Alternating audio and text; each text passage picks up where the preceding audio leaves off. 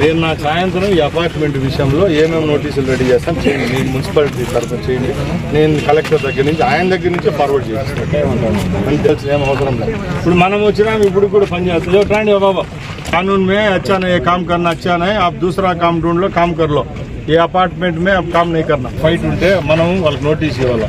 Unauthorised దాంట్లో వాళ్ళకి ఏమని నోటీస్ ఇచ్చేది అంటే మనమే నోటీస్ ఇచ్చా, నోటీస్ ఎత్తుకుని మళ్ళీ కోర్టు కేసు నెక్స్ట్ డే తెస్తారు. ఏం అవసరం లేదు, యాడకుడికి వస్తాడు చూస్తాం, మీరు కొట్టండి.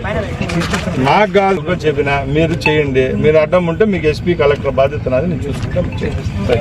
అన్న కూడా చెప్పినాడు, ఎందుకు రేకులు వేసినావు ముందర కంటే ఉన్నీలే నలుగురు కూర్చుంటారు, వాన వచ్చాది ఏదో కూర్చుంటారులేనంటే వదిలేరా మళ్ళీ మన తరంలో కంటే మించి ఎందుకు వేసినామని అరిచినాడు సార్. అబద్ధం కూడా నేను తీసేస్తానని చెప్పినా సార్. ఇది ఈ రేకులే అడ్డం వచ్చినాయి సార్.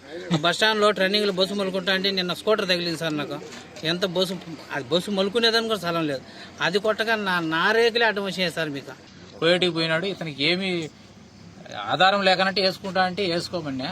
అవి కూడా మొన్న ఆర్ఎంబీ వాళ్ళు వచ్చి ఇప్పుడు కొలతలు వేసినారు 5:30కు వచ్చి కొలతలు వేసిన తర్వాత ఎక్కడికి వేసినారు ఇప్పుడే తీవాలా ఇమ్మీడియట్లీ అంటే అదే ఎట్లా సార్, మీరు పర్మిషన్ నాకు ముందు లెటర్ ఇయ్యాలా, లేకపోతే ఇప్పుడు అంటే ఎందుకు. నేను కూడా రోడ్డుకు కానీ ప్రభుత్వానికి కానీ వ్యతిరేకమైతే చేసేవాళ్ళం కాదు, మేము కూడా ఒకరికి చెప్పేవాళ్ళం కాబట్టి 100% రోడ్లో ఉంటే కనుక తీస్తాం.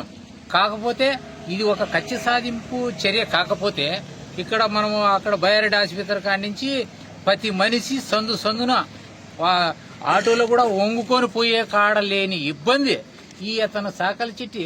ఇప్పుడు రోడ్డు 60 అడుగులు డిస్టెన్స్లో అవతల ఇతను వేసిన రేకులు ఎక్కడ ఉండే ఒక 6 అడుగులు ముందుకుండే బిల్డింగ్ కన్నా.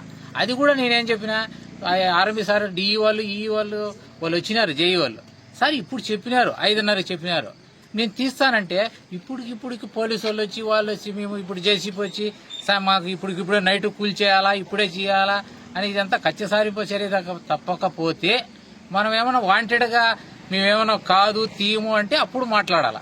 ఇలాంటి కచ్చ సాధింపు చర్యలు మానుకోవాలి.